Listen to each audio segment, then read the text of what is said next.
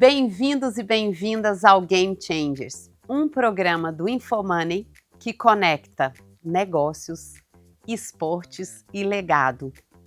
E é contado a partir da vida de pessoas que mudam o jogo. Eu sou Heloísa Rios e os meus convidados e convidadas são pessoas que fazem a diferença não só pelo que realizam, mas pelo que compartilham. Hoje, uma alegria, uma emoção ter comigo Glenda Kozlowski.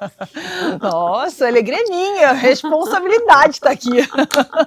Olha, eu sempre... Obrigada pelo carinho. Eu sempre tive vontade da sua energia nas telas, suas interações, o que você abre de campo, na minha visão, não só para as mulheres, mas para pessoas de coragem que querem fazer a diferença. Ela é jornalista, ela é uma referência em jornalismo desportivo, ela é tetracampeã mundial de bodyboarding, uma mulher que desde pequena tem a coragem daquelas ondas mais gigantes, mais interessantes. Ela vem fazendo história, ela vem abrindo caminhos, ela ficou mais de 27 anos na TV Globo, hoje está na TV Bandeirantes, mas ela também é uma empresária de sucesso. Glenda, conta um pouquinho sobre você. Ai, meu Deus, por onde eu começo? É tanta por aquela coisa. Garotinha de 11 Pela garotinha anos. de 11 anos? 10 anos. 10 anos. Eu comecei a pegar onda com 10 anos de idade. E, na verdade, assim, eu sempre quis ser uma atleta, né? Porque eu cresci praticando todo esporte que você possa imaginar. Então, eu cresci num condomínio na Barra da Tijuca, lá nos anos 70, final dos anos 70, e ali a gente tinha contato com todas as modalidades esportivas, né? Então eu fiz vôlei, fiz basquete, fiz judô, fui faixa laranja de judô, quando não tinha menina, então eu treinava com menino, aprendi judô com menino, né? Não tinha muita menina envolvida no esporte, né? E o meu sonho mesmo era ser jogadora de vôlei. E eu tentei, viu? Eu fui passei por 2 peneiras, uma no Flamengo, uma no Fluminense, e fui negada. Então, eu não tinha o menor talento. Até no Fluminense você fez? Não, eu fui no Fluminense, mesmo, hein? Fluminense e Flamengo, fui negada nos dois, então assim, não tinha nenhum talento. Mas eu sempre fui muito inquieta, muito agitada. E eu queria ser atleta de qualquer jeito, porque eu queria ser a Isabel ou então a Jaqueline do vôlei. Aquele ambiente sempre me encantou muito, a questão de representar o meu país, de vestir a camisa da seleção, de disputar uma Olimpíada. Eu olhava para aquilo na televisão e aquilo me encantava. E eu tentei, mas não consegui da maneira mais tradicional. E nessa mesma época, surgia um esporte no Brasil que era o bodyboarding. Então, na década de 80 foi muito forte. Foi mais forte que o surf no início. Uhum. Éramos mulheres, né, meninas, que pegávamos onda e surgíamos junto com a organização do esporte. Então, enquanto o esporte se organizava, a gente pegava onda e a gente foi surfando essa onda do esporte. E assim eu fui campeã mundial com 13 anos de idade, muito nova, né? Eu fui a primeira campeã brasileira com 12 anos de idade. E assim a minha carreira foi indo, e eu fui acompanhando aquilo ali, né? Assim, eu me sentia atleta, eu fazia tudo para estar sempre entre as primeiras colocadas, então, e eu sempre fui muito... Eu tive uma mãe que era muito... Ela era espiritualizada, ela fazia mapa astral, ela jogava tarô, então, se ela meditava, ela me ensinou a meditar, eu medito desde os meus 11 anos de idade. Então, ao mesmo tempo que o esporte me ensinava muita coisa, no paralelo, ela me ensinando sobre a vida também. E ela era tão espiritualizada que ela falava assim para mim: eu não vou ter tempo de ensinar para você, então preste atenção que eu estou falando, porque eu vou embora cedo. Nossa, quantos anos? Desde pequena minha mãe falava isso para mim. E eu falava: ai mãe, para com isso. E de fato ela foi embora cedo. Eu tinha 19 anos de idade quando ela foi embora. Então ela tinha pressa em me ensinar.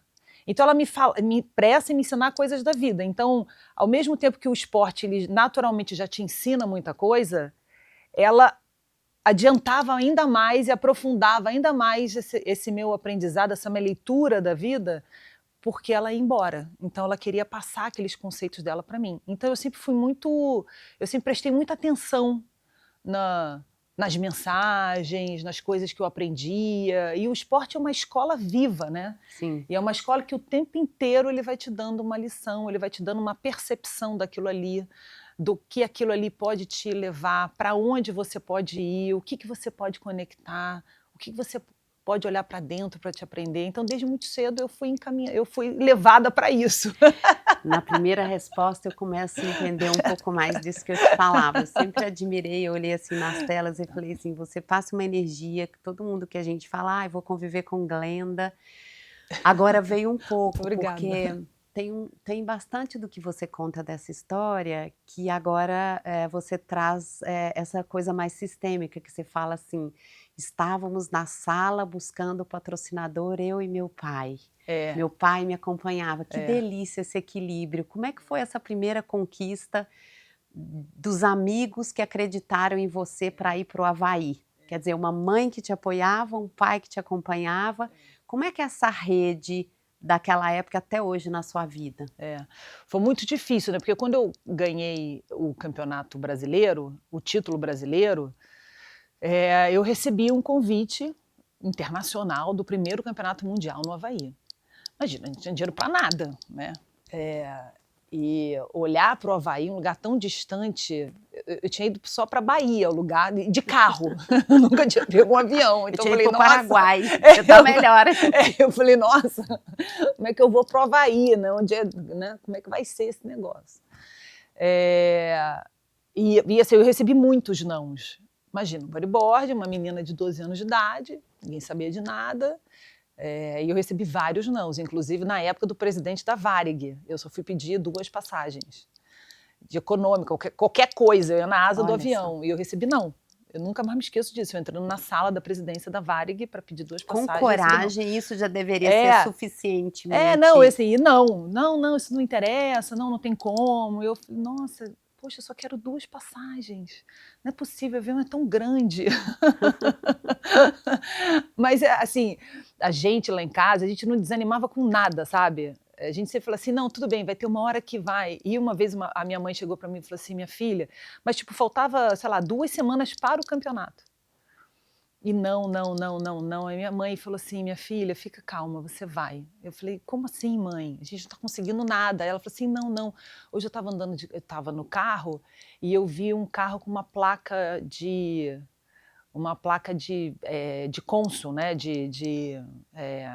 Não é cônsul, é consulado. Consulado. Uma placa de consulado. Uma placa de consulado internacional, você vai.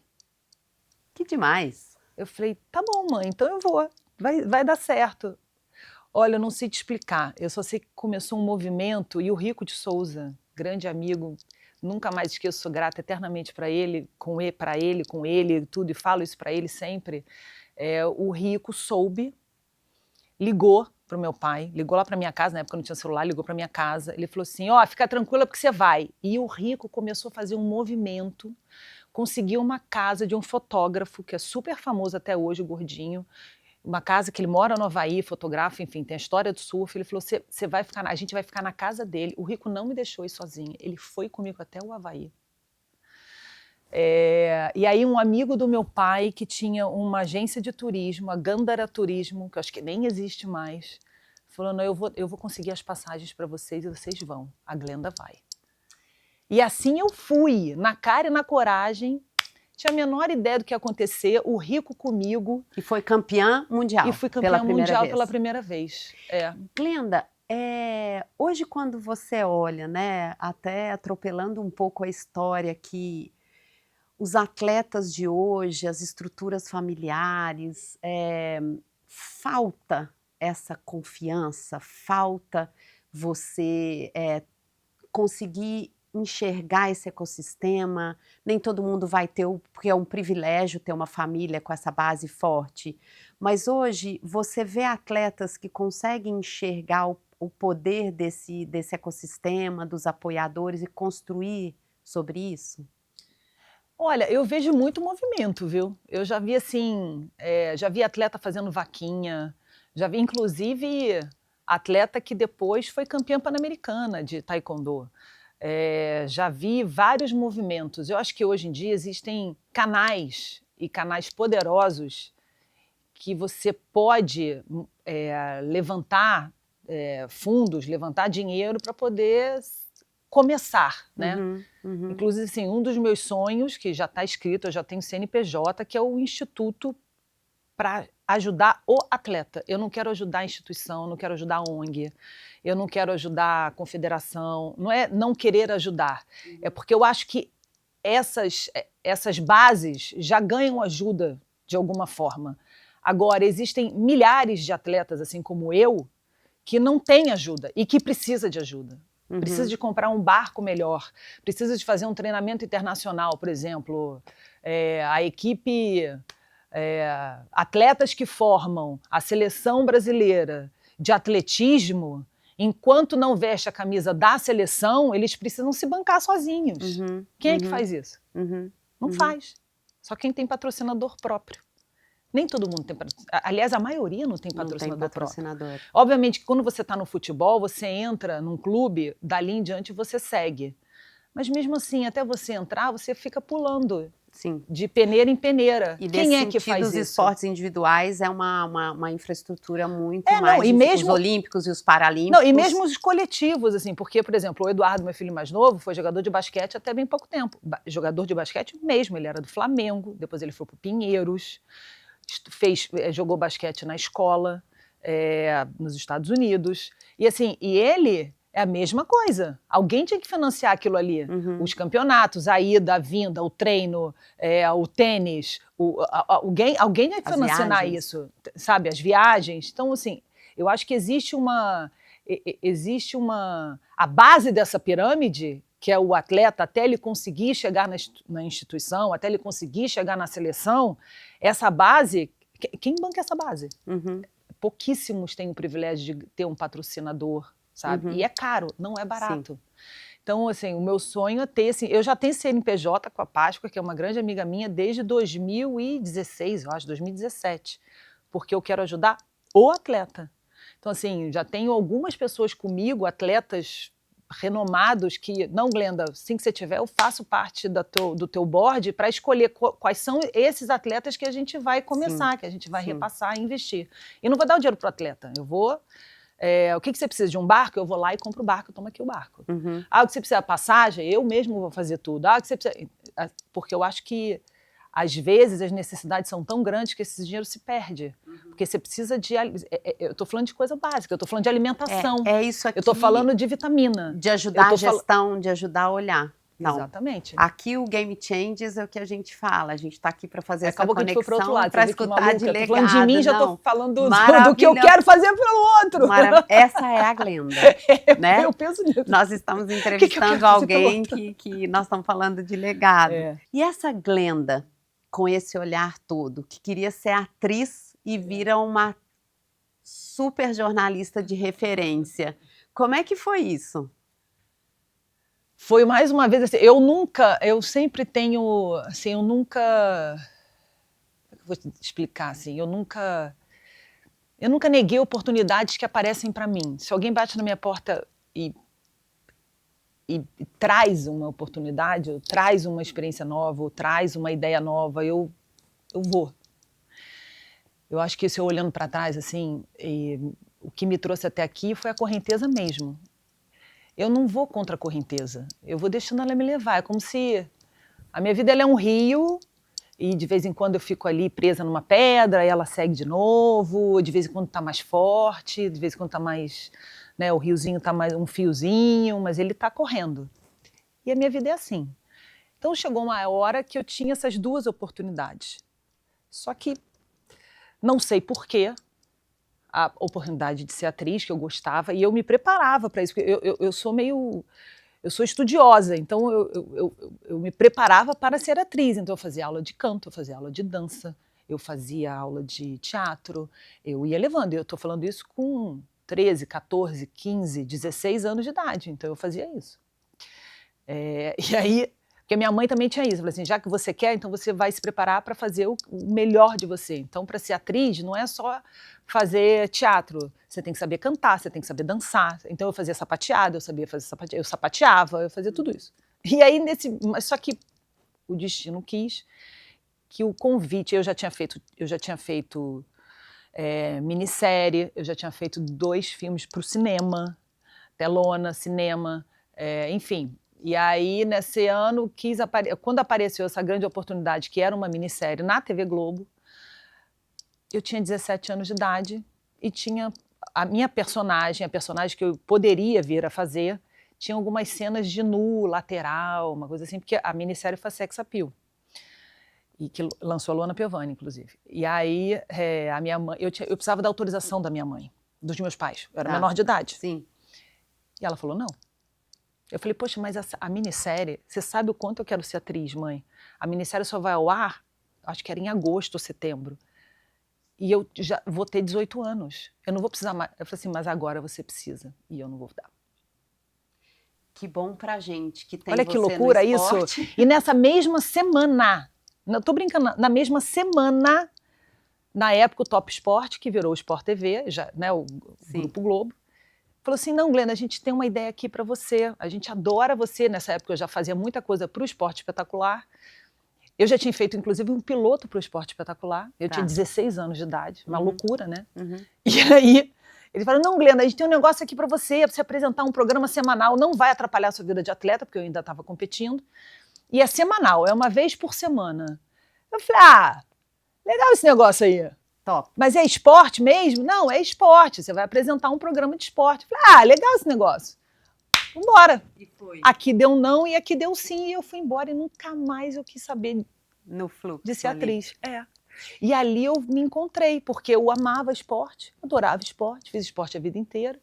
E eu chegava nos lugares para entrevistar os atletas, e foi um ano muito importante para o Brasil, foi em 1992, o ano da Olimpíada de Barcelona. Então eu peguei toda a preparação dos atletas, de várias modalidades, a preparação das seleções para a Olimpíada de Barcelona. E aí eu chegava no lugar, todo mundo assim, eu quero ir, pô, você é aquela menina que, pô, conta aí, me fala do Havaí, pô, você não sei o quê. E aí fez toda a diferença a experiência. Indo. Aí eu fui fazendo minha agenda, então eu tinha o telefone de todos os atletas, então era uma conversa de atleta para atleta, e a coisa foi indo, eu me senti em casa. Me dá um gancho. Fala-se pouco sobre transição de carreira de atletas. Eu escutando você, você também teve um lugar, eu não chamo de privilégio não, porque como você falou, né, todo mundo vai construindo uma história, a questão é que o que a gente faz também com esses lugares, com essas oportunidades. Você teve uma transição que é difícil de alguns atletas, assim, a gente morre 2 vezes. Este assunto, você que ficou amiga, você que cobre jornalismo desportivo, você acha que a gente deveria ter mais espaço para falar de transição de carreiras, de preparar a carreira, seja financeiramente, seja psicologicamente, seja para sair dos palcos? Não, eu acho que sim, eu acho que é fundamental e é uma questão muito difícil, porque o esporte ele é cruel, porque termina muito cedo, né? Exato. Então você muito cedo você não presta mais. Muito cedo você tá velho. Só que você tá velho com 30. Em algumas modalidades com 20 e poucos. Exato. Né? Tem jogadores, enfim, que no futebol, no universo do futebol, que vão até mais para frente, né? A gente tem um goleiro do Fluminense com 44 anos jogando a Copa do Mundo. Exato. Mas é raro. Raríssimo. Não é o normal, o comum. Eu acho que a gente precisa falar mais sobre isso, eu acho que os atletas, mas eu acho que já existe também um movimento grande aí de atletas e ex-atletas conversando e tratando isso de uma forma melhor. Eu acho que os atletas também, eles já estão olhando para o futuro sem aquele medo ou preconceito de que um dia aquilo vai chegar e eu não sei o que eu vou fazer. Eu acho que os atletas já estão se preparando melhor para esse final de carreira. Tanto financeiramente como emocionalmente, porque acho que uma coisa está ligada à outra. Se o emocional não estiver forte para isso, ele não quiser enxergar isso, não quiser trazer para a consciência, você não consegue mexer com nada, né, ao seu redor. Pelo menos eu penso isso. E comigo, eu sempre tive uma premissa, e eu aprendi exatamente nessa minha primeira mudança de carreira, que eu preciso estar, o meu olho precisa brilhar. Eu preciso acordar naquele dia e falar assim, ai, que legal que eu estou indo fazer isso. Quando isso não acontece mais, é o primeiro sinal de alerta. Eu falei, opa, aqui tem alguma coisa. O que tem aqui? Eu preciso olhar. Eu preciso olhar para isso. Mudou a curva do rio. Mudou a curva do rio, exatamente. A correnteza mudou. Vou falar a velocidade mudou. Vou falar e foi assim que eu fiz. Eu ainda estava como atleta, eu tinha meus contratos com patrocinadores, assim, meus contratos eram muito bons, muito bons. E eu troquei, vamos supor aqui, trazendo para os valores reais, assim, mais ou menos, né? Sei lá, eu troquei 100 mil reais, 150 mil reais por 3 mil reais. Eu abri mão. Aí eu cheguei nos meus patrocinadores. Mas seu coração te dizia isso? Não, eu não tinha a menor dúvida. A minha família, assim, eu me lembro do meu pai, assim, discussões homéricas com meu pai. Eu tinha 17 anos de idade, meu pai falou, você tá maluca. Eu falei, não, eu não tô maluca, eu sei o que eu tô fazendo. Eu não quero mais isso aqui, eu não tenho mais saco para treinar, eu não quero mais treinar, eu não quero mais pensar em campeonato, eu não quero mais viajar. Eu olhava para a prancha, me dava arrepio. Eu falei, eu não quero mais isso. Eu não... O dinheiro, ele não é tudo para mim. Assim, né? Eu preciso, isso aqui está mexendo comigo. Eu estou pensando em quem entrevistar, eu estou pensando como fazer, eu quero ficar lá dentro da televisão para aprender, eu quero isso aqui, isso me emociona. Brilha os olhos. Isso está brilhando meus olhos, é para lá que eu quero ir, é lá que eu quero estar. E aí era engraçado, porque eu falei, pô, eu quero ir. E assim, e aí eu chegando nos meus patrocinadores e falei assim, olha só, eu quero romper o contrato, eu não quero mais. E eles olhavam para mim e falavam assim, gente, ela é louca. Eu tinha acabado de ser tetracampeão mundial. O Japão estava surgindo, eu me lembro que o Japão fazia contratos maravilhosos para as brasileiras, levando as brasileiras para o Japão. Eu falei assim, não, eu não quero ir para o Japão, eu quero ficar aqui. O Glenda, a gente fala. E eu abri mão e fui embora, para ganhar 3 mil reais, e andava de ônibus, porque eu não tinha carro, tinha 17 anos de idade, eu pegava, eu me lembro que eu saía da barra de ônibus, feliz da vida, atravessava a cidade para chegar na Globosat, feliz da vida. Então, eu acho que esse é o primeiro sinal. A gente estava falando um pouquinho aqui nos bastidores, que a gente não vamos ter muito tempo, mas eu imagino, a gente está falando dos filhos no primeiro summer job agora, eu imagino os conselhos, porque o que eu falei com o meu foi assim, filho, vá, realize, mas seja feliz. Eu também. Falei ontem, foi o primeiro dia. Eu tenho uma mania que, assim, eu não pergunto como você vai. Meu filho, como é que você tá? Não, eu pergunto, você tá feliz? Para todo mundo, você tá feliz? Porque eu acho que essa pergunta, como você tá? Ah, tô bem, tá tudo bem. Agora, você tá feliz? Que bom. É difícil a pessoa chegar e falar assim, ah, tô, não estando. Como que foi ser a primeira mulher a narrar os Jogos Olímpicos? Foi. Rio de Janeiro. Rio de Janeiro, primeiros Jogos Olímpicos, na véspera, uma dúvida se ia dar certo ou não, você foi lá e brilhou. Como foi? Foi muito difícil. Acho que foi a coisa mais difícil que eu fiz na minha vida. Porque ali, bom, primeiro que era, né, uma Olimpíada em casa. Então, eu sempre fui muito agradecida, porque bem na minha época, eu tive uma Copa do Mundo no meu país. Não, antes, eu tive os Jogos Pan-Americanos no meu país, eu tive uma Copa do Mundo no meu país e eu tive uma Olimpíada no meu país. Sim. Então, o que eu vivi como profissional, como alguém que ama esporte, é uma experiência única. Que não vai se reunir, provavelmente. Não sei. Não sei, mas eu acho que nos próximos 10, 20 anos, não, né? Ainda bem que a gente vai ter uma Copa Feminina aqui, sim, né? Para completar o ciclo. Olha aí, ó, ainda tô aqui, ó. A tia Glenda ainda tá aqui. Maravilhoso. Mas, enfim, foi difícil por quê? Porque, primeiro que eu estava apresentando o Esporte Espetacular e ali eu já sabia que eu ia sair do Esporte Espetacular. Tá. Então, na verdade, eu estava fechando um ciclo de 20 anos no Esporte Espetacular. Então, aquilo já estava mexendo comigo emocionalmente. E aí eu me preparei para aquela Olimpíada, porque eu narrei a ginástica, que é um dos esportes nobres. E eu estava na ginástica artística e na rítmica. Então, eu passei um ano me preparando para exatamente aquela semana da ginástica. Então, eu sabia tudo de qualquer pessoa, qualquer atleta de qualquer país, eu sabia.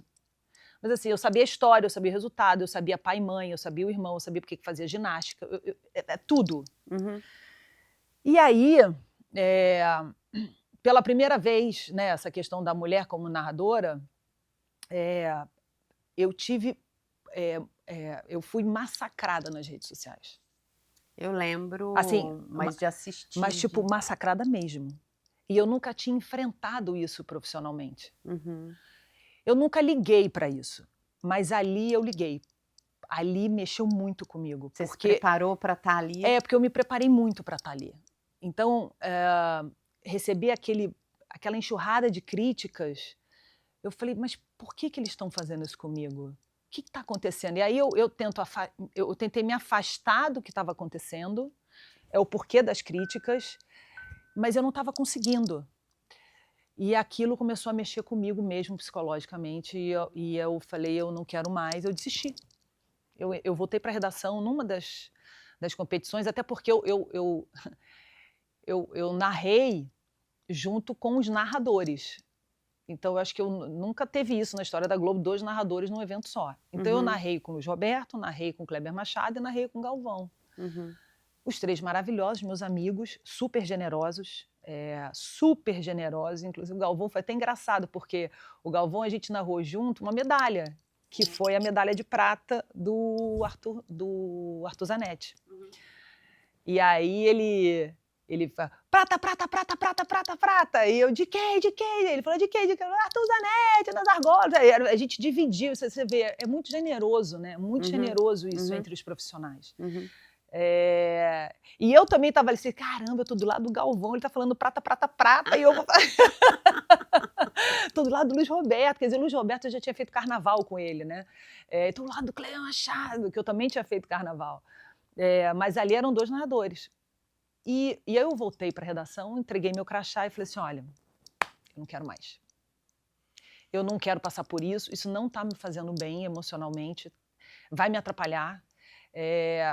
Eu tenho certeza que ninguém aqui sabe mais do que eu de ginástica, ninguém, eu tenho certeza absoluta, mas eu não estou sabendo lidar com isso e eu quero parar. Uhum. E aí a Rosane Araújo, que era minha grande companheira na época, editora-chefe do Esporte Espetacular, e o Renato Ribeiro, que na época era chefe da cobertura, e atualmente é o diretor de esporte da Globo, ele falou, não, você vai sim. Eu fui para casa e falei, eu não vou. Vocês não contam comigo, e aí era a final do solo, com 2 brasileiros na final do solo. Vocês não contam comigo nessa prova, porque eu não vou fazer. E eu fui para casa, assim, chorando, chorando, chorando, chorando, chorando, e aí ela me ligou, a Rosane me ligou e falou, você vai fazer. Ah, você vai. A Rosane estava comigo desde o início, assim, minha grande mestre, minha grande professora, mulher guerreira, me ensinou a escrever, me ensinou a olhar, fazer matéria, construção de matéria, e na época ela era editora-chefe do programa que eu apresentava e que a gente sabia que no último dia da Olimpíada seria o meu último dia de Esporte Espetacular, e ela falou, você vai. Você vai sim, você não chegou até aqui para desistir agora, é uma final com 2 brasileiros, você é uma profissional, você pega essas mensagens, engole todas elas e você vai. E aí o Renato foi audacioso, porque ele falou, você vai sozinha. Você vai narrar sozinha. Você se prepara, porque você vai narrar sozinha. E eu fiquei assustada, imagina. E uma angústia, falei, cara, eu vou ser massacrada de novo. E aí eu lembrei daquela menina que pegava aquela onda. coragem, daquela falei, pipe do Havaí. Cadê essa menina? Você vai achar essa garota aí dentro demais. de você. E aí eu achei essa menina e foi super legal, cara. Que demais. Foi um grande presente profissional, foi muito difícil. E foi uma experiência excepcional, porque foi uma dobradinha brasileira, a única dobradinha. E ali depois o Comitê Olímpico Internacional comunicou dizendo que eu fui a primeira mulher na história dos Jogos Olímpicos a narrar uma conquista de medalha do seu país. E eu fiquei super emocionada, porque eu falei assim, nossa, eu nem imaginava, talvez o meu medo ia ser maior ainda, né? Mas assim, eu acho que eu tô falando de mim, mas eu tenho que agradecer ao Diego e o Arthur, né, o Arthur Nori, por terem me dado esse presente. Né? A gente ganhou uma prata, um bronze, um momento histórico, e logo o Diego, que assim, eu acompanhei a carreira do Diego desde quando ele corria pelo ginásio do Flamengo, enquanto a Dani treinava. Ele era um cotoquinho desse tamanho, Olha. Uma criancinha desse tamanho que ficava correndo que nem um doidinho, e acabou fazendo ginástica por causa disso. E esse menino que eu acompanhei a vida inteira foi medalhista. Então, foi assim, um dos grandes momentos meus como pessoa, como ser humano e como profissional também. Glenda, dessa experiência tão plural, né? De quase praticamente todas as funções dentro do jornalismo. E hoje uma grande influencer, é uma delícia te escutar na Copa eu resolvi falar, né, agora. Não, e parece assim eu não falava, eu resolvi fazer crônica, voltei a fazer crônica. Exato, parece uma poeta, assim, uma cronista maravilhosa. Hoje, se te convidassem para voltar a narrar como core da sua atuação, é isso ou também o que eu percebo é que você fecha os ciclos e começa outro? É isso? Eu acho assim, eu não posso dizer que eu estou fechando o meu ciclo como jornalista esportiva, não, porque eu amo muito o que eu faço, assim, muito. Sim. Eu adoro estar no estúdio, eu adoro estar no fervor daquilo ali, eu adoro estar na beira do campo, eu adoro fazer entrevista, eu adoro isso. É uma coisa que ainda me cria, sabe, ainda faz o coração disparar e o olho brilhar. Mas eu diria que, como uma mulher de 50 anos, eu já estou começando a olhar para o meu próximo passo. Né? Pode já contar? Não, é tanta coisa. O Rio! Meu Deus do céu. Acabamos de passar, estamos em Foz do Iguaçu. É muita coisa. Não, é muita coisa mesmo. Porque assim, tem a jornalista que está voltando a fazer a crônica, que eu estou amando. Tá demais, posso te contar? Assim, uma delícia. Eu tô amando. Desde com as camisas do Flamengo, até aquelas conversas. A gente vai falar daqui a pouco sobre Neymar.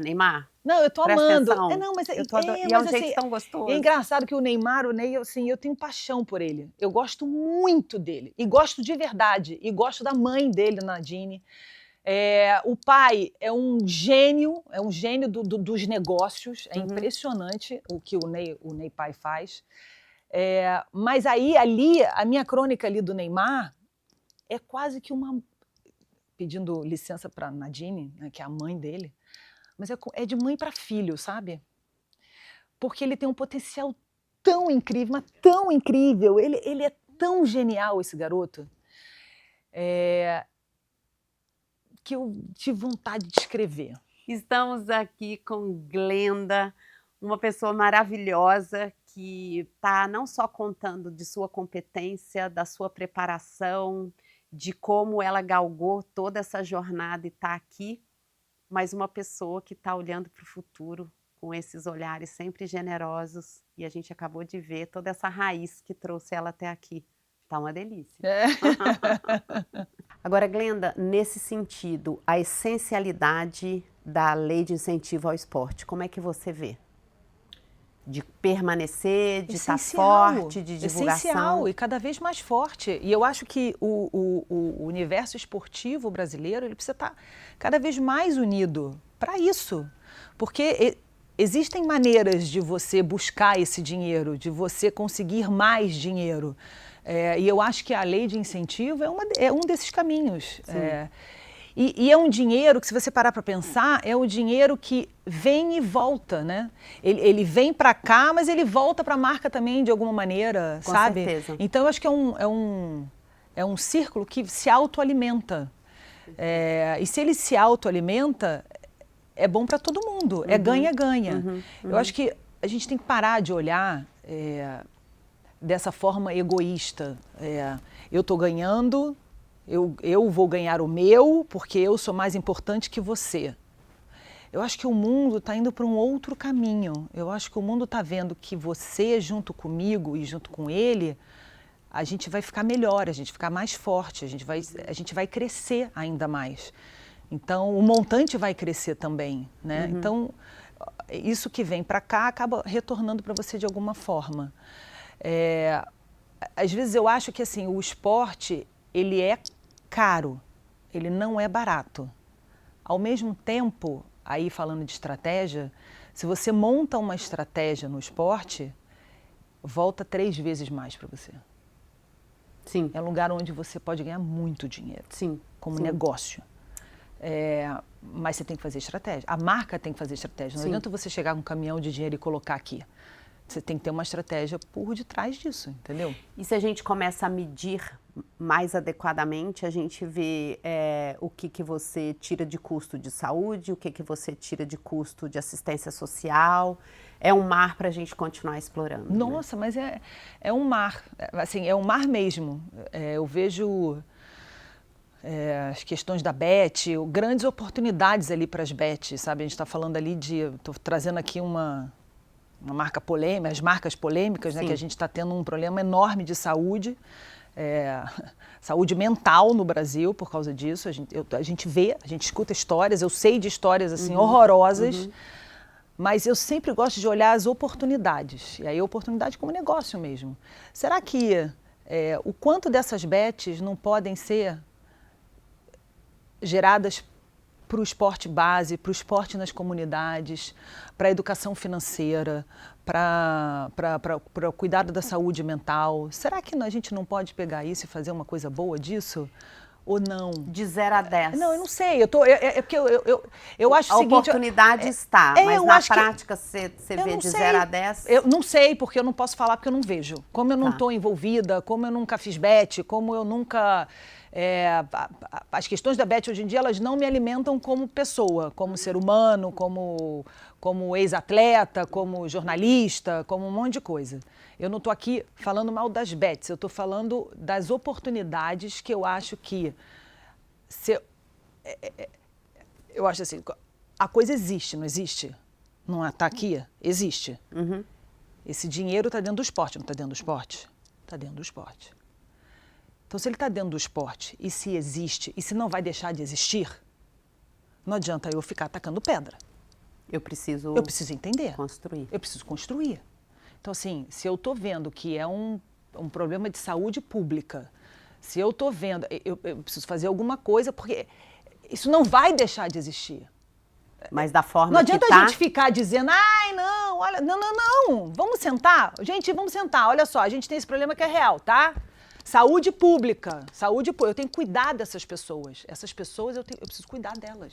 Ah, mas não é responsabilidade minha, é responsabilidade de todo mundo. Exato. Da sociedade, do governo, das marcas, das pessoas que representam essas bets, dos influenciadores que representam essas bets. Então, é um problema... De onde vem o dinheiro que está nas bets...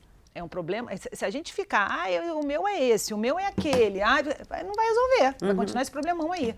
O dinheiro está aqui, cara. Vamos fazer de uma forma mais responsável?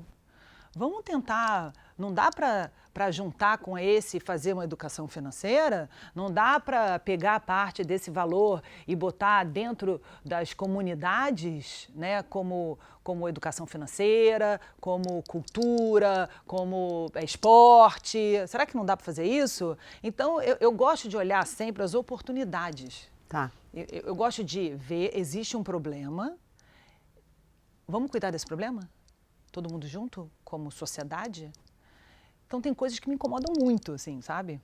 Como ex-atleta, como mulher, como ser humano, como profissional do esporte, como empresária, porque a oportunidade está aqui. Esse dinheiro não vai sumir, esse dinheiro vai continuar rolando, as bets vão continuar aqui. Vamos fazer melhor? Vamos fazer diferente do que ficar... Taca pedra no influenciador, taca pedra no governo, taca pedra nas bets, taca pedra nos atletas. Sem coordenação, a gente vai continuar vendo só as consequências, né? Você trabalha em estratégia. Exato. Cara, vamos pensar em estratégia. Será que não dá para todo mundo? Porque o esporte precisa desse dinheiro. Sim. Agora, vamos botar aqui, deixa eu sentar na cadeira do esporte, eu preciso desse dinheiro para realizar campeonato, para patrocinar, para fechar não sei o quê, eu preciso desse dinheiro. Deixa eu olhar como emissora.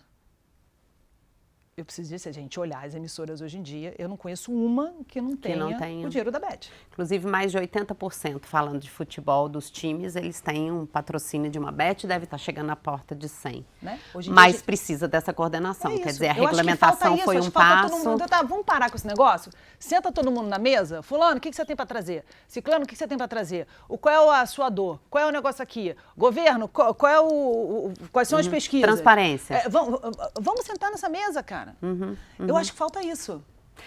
Falando de marcas, falando de sucesso, Glenda empresária, o que tem hoje na mesa e o que vem por aí? Dessa marca que já é poderosa, o que vem no mundo Glenda? Nossa Senhora. Conta, eu adoro saber em primeira mão. Gente, é tanta coisa. É mesmo? Conta duas. Bom, vamos lá. Não, é assim. Tô até com calor. Olha a menopausa aí, mentira. Vem alguma coisa pra menopausa? Vem, tô brincando. Eba! Vem. É assim, tem, né, o Mundo Glenda é a minha agência que cuida das minhas coisas, que cuida dos meus trabalhos e que cuida desses meus projetos. Então, ela vai permeando essa história toda. Então, o que tem? Tem uma linha chamada Reset, que é para essa mulher da menopausa, né? Até porque é a minha realidade atual, né? Eu tenho 50 anos de idade. Então, depois de... É uma coisa que, assim, eu venho me tratando há mais de 5 anos, me preparando para esse momento. Então, eu já vi de tudo, já fiz tudo, já testei isso aqui, e eu falei assim, cara, eu vou olhar para essa mulher no cosmético, né? O nosso cosmético, ele é diferente. Eu acho que tem coisas que podem ajudar a gente. E vou olhar para as vitaminas que, com a minha médica maravilhosa, a doutora Heloísa Rocha, que cuida de mim há 5 anos, que me prepara para esse momento, que a gente foi desenvolvendo algumas coisas que são legais para essa mulher, que me ajudam. Me ajudaram e me ajudam. Então, por que não compartilhar isso, né? Então, eu vou lançar essa linha Reset, que vem cosmético e as vitaminas. Tem a Anuk, que é um universo feminino, é um universo que é para as mulheres, de acolhimento, de informação, de olhar para dentro. Ambiente de troca? É um ambiente de troca, É um ambiente de troca, é um ambiente muito de acolher qualquer mulher. Aí é um espaço aberto para nós mulheres. Então, vão ter viagens para você praticar esporte, tem viagens para você olhar o esporte, tem viagens para você fazer toda a parte, sei lá, espiritual, aquela coisa toda. Por que só mulheres, vão ter encontros. Glenda? Nesses grupos, o que você percebeu? Eu não sou contra homem, não. A gente quer fazer isso para homem, sim, mas eu acho que eu tenho um grupo de amigas que é um grupo muito fechado e que a gente é tão legal ali, sabe? Uma é tão legal com a outra e a gente já foi tão importante uma para a outra em algum momento da vida.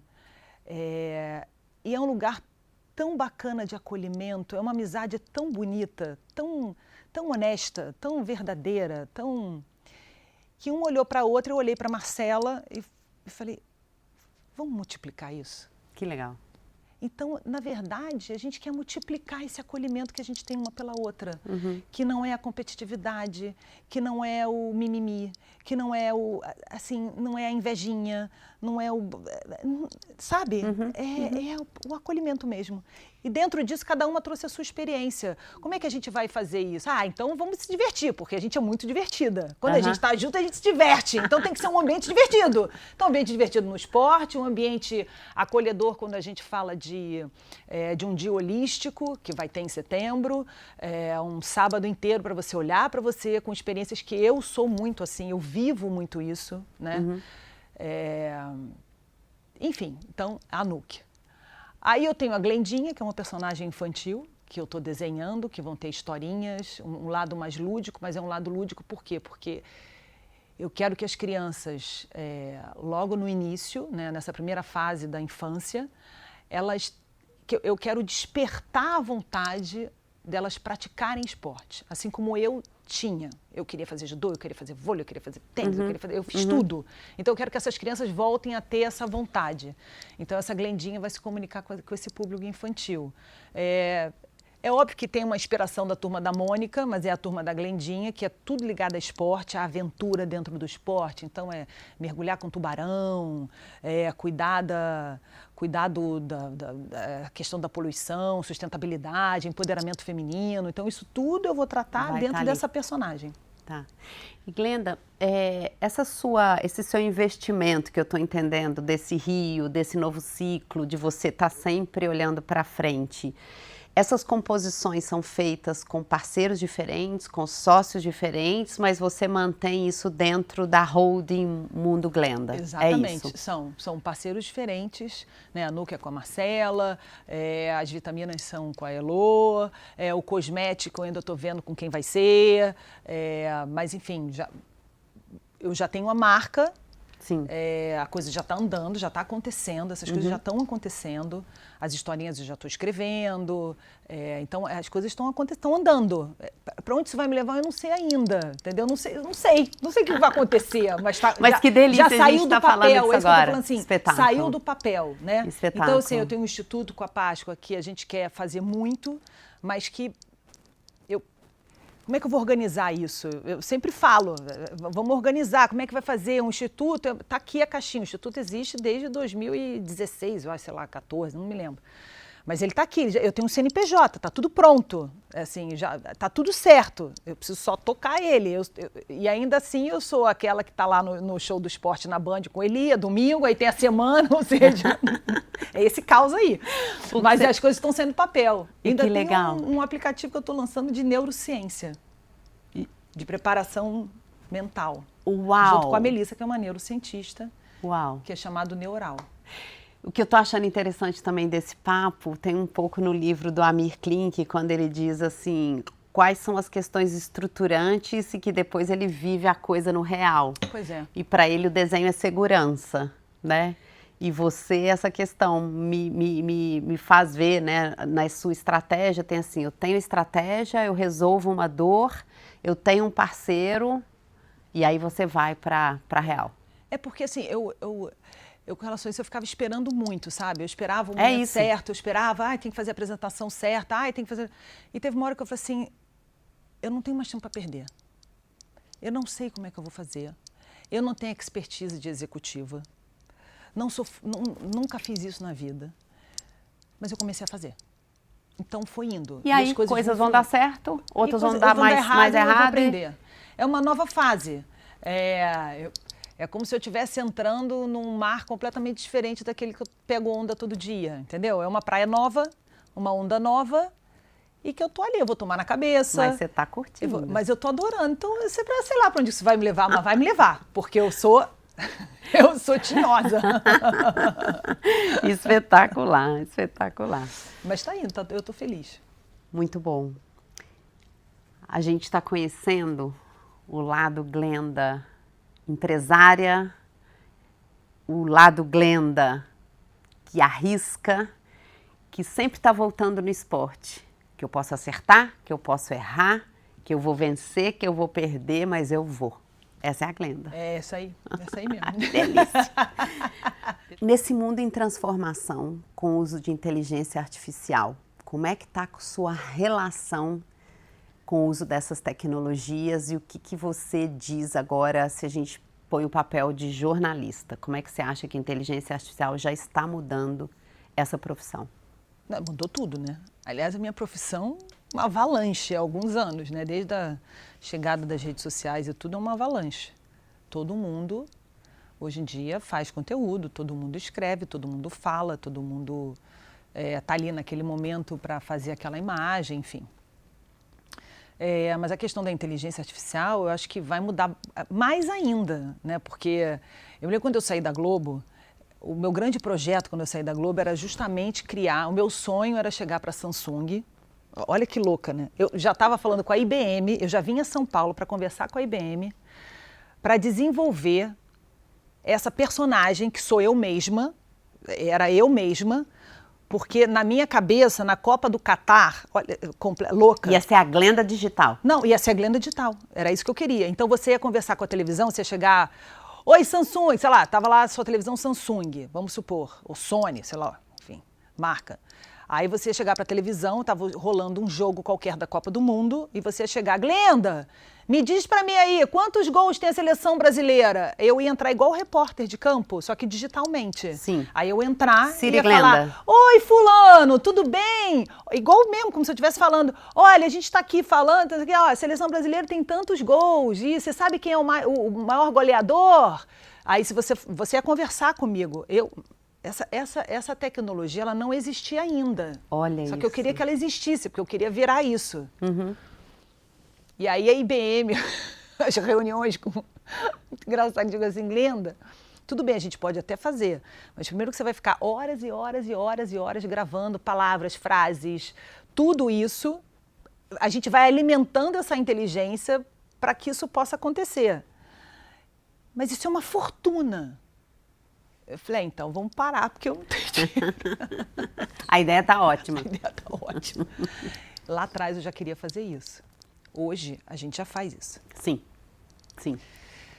Nem aplicativo, no celular. Eu tenho. Eu também. Outro dia eu postei não era eu, assim, quer dizer, era eu, mas eu não gravei aquilo, eu não falei aquilo, e estava lá. Eu acho que você tem que aprender a lidar com isso e fazer disso o seu melhor amigo, né? De que forma eu posso fazer isso? Então eu olho assim, o que eu tenho? Eu sou uma marca, eu sou um nome, eu tenho uma voz, então eu vou criar essa personagem digital para ela continuar, para ela viver esse mundo. Uhum. E vamos fazer isso juntos. Eu sou muito aberta para as coisas, sabe? Eu quero aprender, eu quero entender. Então, se aquilo pode me ajudar, hoje em dia, depois que eu fiz 50 anos, eu acho que o nosso tempo, eu olho para o tempo de outra forma. Por quê? Porque a primeira metade da minha vida foi abrindo mão do meu tempo. Dando o meu tempo para a empresa que eu trabalhava, para outras situações que não era para mim. Então, nessa segunda metade da minha vida, eu quero o meu tempo para mim. Motivo mais que eu vou te agradecer de estar aqui. E que tá uma delícia. Não, mas eu quero justamente para isso, para eu estar aqui. Porque se eu estivesse dando o meu tempo para outros, eu não poderia estar aqui. Você não poderia estar inspirando tanta gente. Não, eu não poderia estar aqui. Então, assim, eu estou aqui porque eu peguei o meu tempo e falei assim, eu quero estar aqui. Olha que legal. Então, eu estou onde exatamente eu quero. Então, isso tem um valor enorme. A inteligência artificial pode me dar isso. Como é que eu vou olhar para ela negativamente? Então, eu quero aprender, eu quero lidar com ela de uma forma amigável.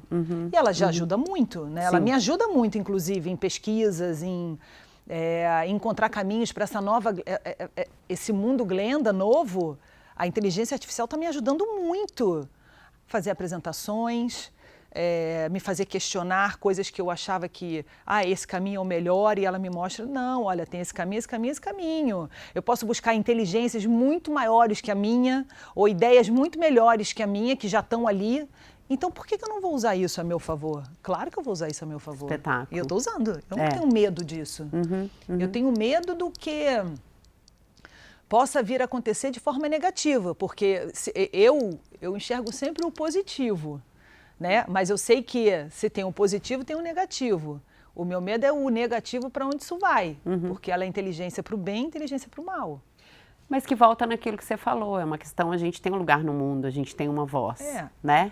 Então... E Mauro Silva teve aqui, que a gente adora em comum. Maravilhoso, adoro, adoro. Um querido.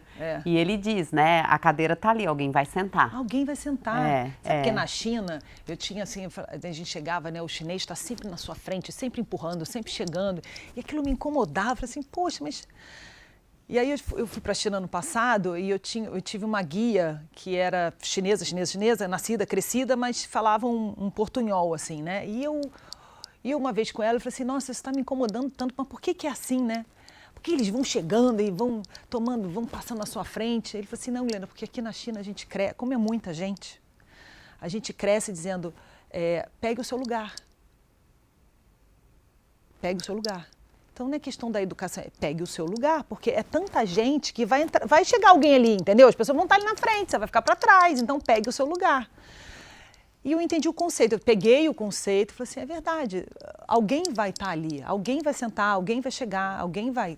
Então, Aliás, eu estive lá em 2019 numa missão de tecnologia. nossa, que espetáculo. 2019, hein? 2019, imagina. Imagina. Só que foi isso. Quando a gente falou assim, teve uma discussão, né, acadêmica com os nós empresários que fomos.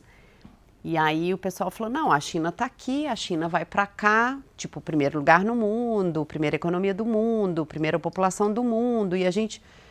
Aí a pergunta que veio até de uma pessoa da Duke University falou assim, mas como esse lugar? A pessoa falou, não, esse lugar é nosso, vamos voltar na história, o nosso caminho é voltar para o nosso lugar. Pro nosso lugar. Interessante. Pega o seu lugar. Agora imagina que a gente está no meio de um jogo e você é o juiz. Você tem na sua mão um cartão vermelho. Vou te fazer perguntas que você pode querer responder ou não. Não querendo responder, cartão vermelho para mim. TV aberta vai acabar? Não. TV aberta não vai acabar nunca, gente. Isso não existe. A TV aberta chega onde o streaming não chega. Pelo menos no nosso Brasil. Olha o tamanho do nosso Brasil. Então, quando você fala que a TV aberta vai acabar, é porque você está olhando para o seu umbigo. Você não está ainda. E eu viajo muito pelo Brasil, e tive a oportunidade agora de viajar com as cooperativas, trazendo as histórias das cooperativas. Eu fui para cada cantinho desse país, de norte a sul. Lá na pontinha, lá em cima do norte, na cidadezinha, que a estrada é de terra, a TV aberta está lá. TV aberta está lá. O streaming não está. Mas a TV aberta está. Aí eu cheguei lá, as pessoas, você é aquela menina da televisão. Por quê? É por causa da TV. Por causa da TV aberta. Essa aqui não é fácil, a gente já conversou sobre isso, mas trabalhar na Globo, né, ou era considerado o auge profissional. Mas isso reflete em dinheiro? Pode não responder. Isso reflete em dinheiro? Em dinheiro, esse ganhar auge, esse dinheiro? glamour, essa posição, essa visibilidade, tem a mesma proporcionalidade para um jornalista na sua conta bancária? Não, olha só. A Globo é um canhão, né? Eu jamais vou falar. Eu fiquei 27 anos lá. Eu amo de verdade, eu gosto mesmo. Mas a Globo tem uma regra. Essa regra mudou. Quer dizer, não mudou 100%, mas mudou. E todo mundo sabe disso. O jornalista, por uma questão ética, na época, não fazia publicidade. .com.br. Então, assim, eu sou muito prática nas coisas. Qual é a regra? Qual é o combinado? O combinado não sai caro. Então, se o combinado é esse, eu topei com esse combinado. Então, eu não posso ficar reclamando se eu ganhei dinheiro ou não ganhei dinheiro. Agora, quando eu saí da Globo e saí por diversos motivos, e um desses motivos era para que eu pudesse empreender, para que eu pudesse botar essa marca para fora, né? Fazer as coisas que eu queria fazer, a Globo só me ajudou. Então, assim, eu não... Então, se na época, obviamente, que o dinheiro não era o mesmo, imagina se eu pudesse ser livre, na época que eu estava no auge na Globo, para fazer todas as publicidades, todas as campanhas. Eu estava em todas as Copas do Mundo, em todas as Olimpíadas, em todos os grandes eventos. Imagina se eu pudesse ser garota propaganda de alguma marca naquela época, entendeu? Eu teria feito muito dinheiro. Assim como no entretenimento, a gente sabe que os personagens do entretenimento fazem muito dinheiro. E tudo bem. Mas naquela época não podia. Mas depois que eu saí, é óbvio que esses 27 anos de TV Globo e essa Glenda que ficou lá todo dia, que você ligava a televisão no domingo, eu estava lá, que ligava no Globo Esporte, eu estava lá, que você olhava, acompanhava um evento, eu estava lá, essa Glenda me ajuda muito hoje em dia. E sempre vai me ajudar. Então, assim, eu posso dizer que a TV Globo, na época, enquanto eu estive lá, obviamente, eu não ganhei o que eu poderia ter ganho. Mas depois que eu saí de lá, essa Glenda da Globo me ajudou e me ajuda muito. É a estrutura da construção da marca. É a estrutura da construção da marca. Maravilhoso. Assim, então... Quem foi melhor, Galvão Bueno ou Luciano do Vale? Ah, gente... Pode não responder. Pô. Pode me dar um cartão vermelho. Ai, pô, mas tem que dizer quem foi melhor? Porque para mim não tem um melhor. Tem cada um no seu papel. Eu não gosto dessa coisa do melhor, entendeu? Quem é Então, melhor? Elô, cartão vermelho. Pelé ou Messi? Entendeu? Quem é melhor? A Glenda ou a Fernanda Gentil? São olhares diferentes. Eu acho que os dois são importantes para o esporte, para a história do esporte brasileiro. Assim, o Luciano, ele era não só um gênio narrando, como um gênio da visão do negócio, entendeu? Assim, o Luciano fez a sinuca virar uma mania nacional. A sinuca. Tem que ser muito estratégico, É muita né? estratégia, você sabe disso, entendeu? O Luciano começou todo esse movimento do vôlei brasileiro. Foi ele que botou o vôlei na televisão. E o Galvão, cara, o Galvão é a emoção do esporte brasileiro.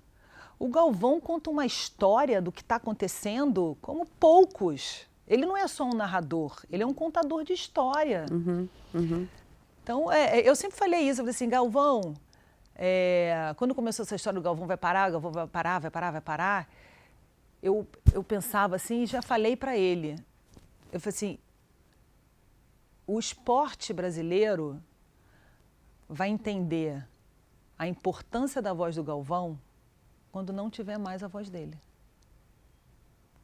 Tanto que se você fechar o olho e lembrar das conquistas brasileiras, você vem tem a toda vibração. Aquela, assim, é uma fonte de energia, uma fonte que, assim, eu me lembro que várias vezes, assim, né, os bordões, Gibanelli! Falei, cara, Gibanelli, vamos! Entendeu? Então, assim, o Giba era todos eles, né? Então, eu sei lá, eu sou muito fã do Galvão e, com todo respeito a todos os meus colegas narradores que estão hoje narrando, Luiz Roberto, que narra hoje em dia, é a voz, né? É a voz da Globo, é a grande voz, e o Ulisses Costas no Grupo Bandeirantes, o Sérgio Maurício no Grupo Bandeirantes, na Fórmula 1. Assim, o Galvão, cara, eu tenho saudade do Galvão. E eu acho ele um personagem. E ele agora é investidor, tô vendo ele entrando. Não, ele é tudo, histórias. né? O Galvão Tem é tudo, vinho, né? O Galvão vinho. é tudo, né? O Galvão é investidor, é personagem. Aliás, a gente podia combinar uma ida na vinícola dele, né? Não, ele é demais, cara. Eu tenho o vinho da família Galvão em casa. Eu adoro o Galvão, assim. Que coisa boa. Eu adoro o Galvão, eu acho ele um mega profissional. Uma última capciosa. Você acha que Neymar vai se movimentar com aquele seu carinhoso chamado Neymar, você tem mais voz? Ele já mudou? Acho que não é por causa acho que em nenhum momento é por causa do meu carinhoso chamado pelo Neymar. Eu acho que é por ele mesmo. Eu acho que é por ele, porque ali tem uma pessoa que ama o futebol, sabe? Que tem um talento divino, né? Eu acho que poucas pessoas têm a oportunidade de exercer o seu talento divino desde muito cedo. Tem gente que passa pela vida e não descobre o seu talento divino. Tem gente que descobre mais tarde. Ele, desde criancinha, já usufruía do talento divino dele.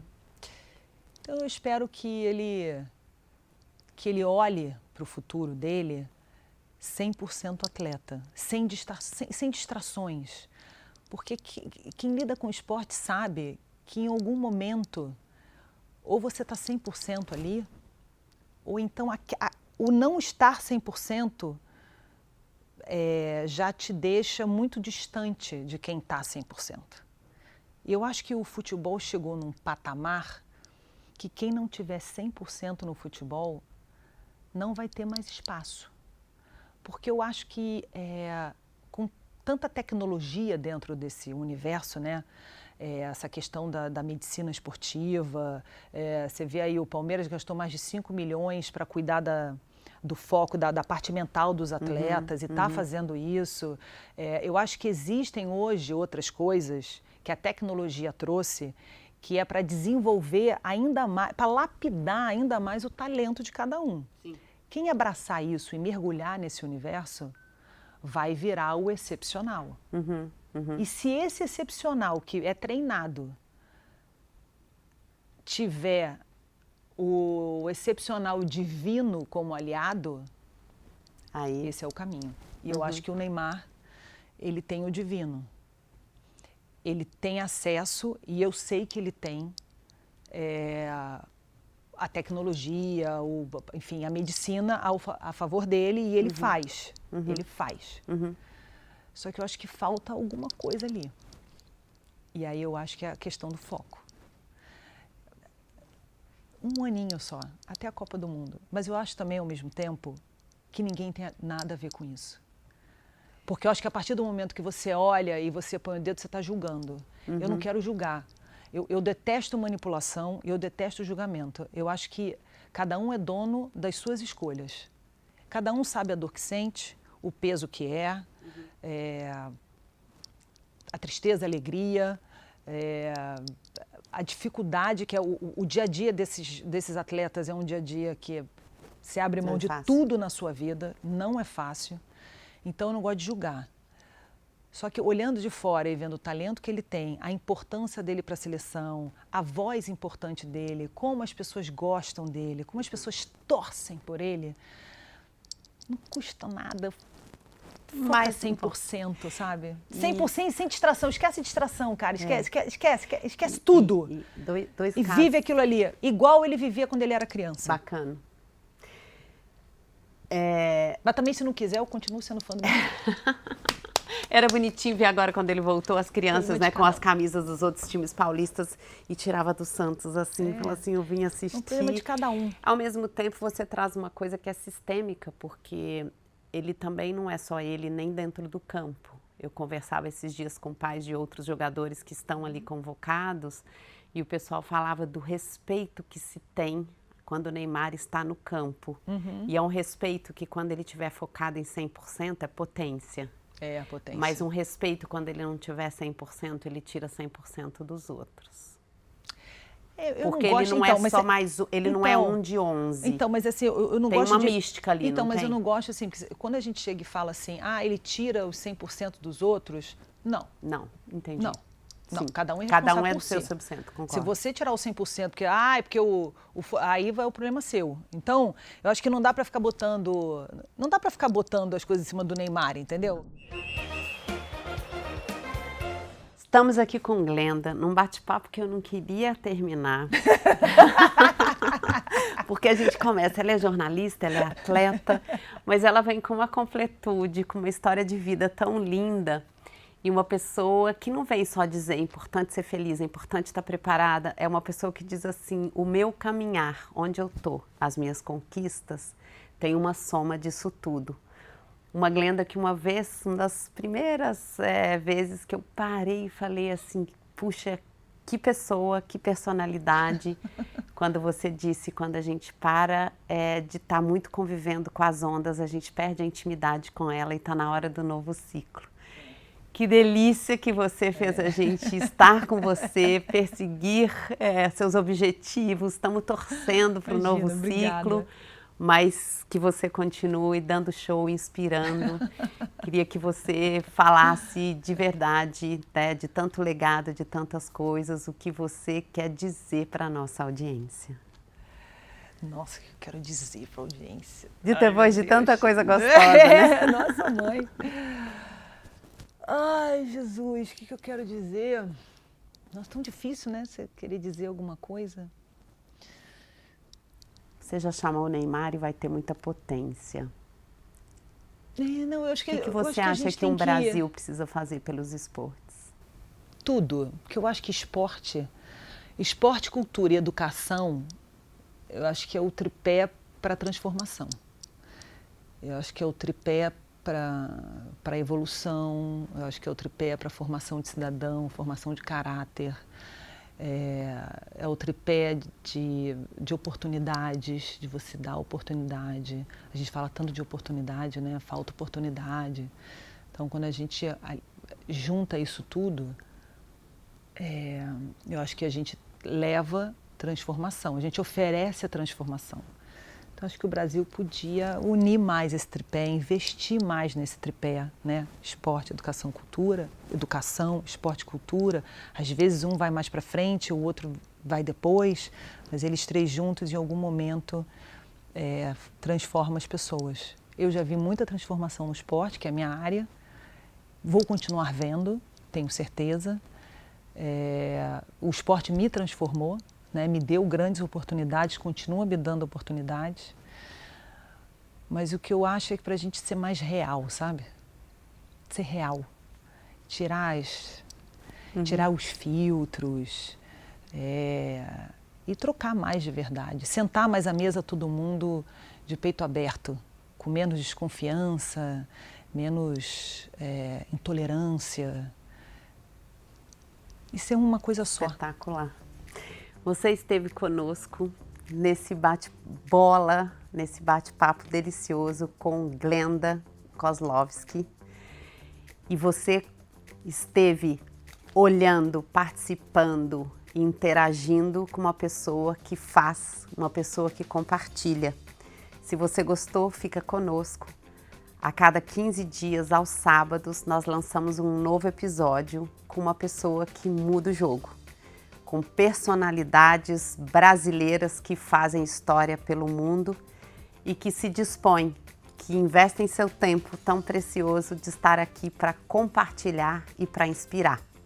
Salve o nosso episódio, nos acompanhe e faça outras pessoas virem para esse papo transformador que a partir dos esportes mudam vidas, mudam realidades e transformam o nosso país. Obrigada de estar aqui conosco.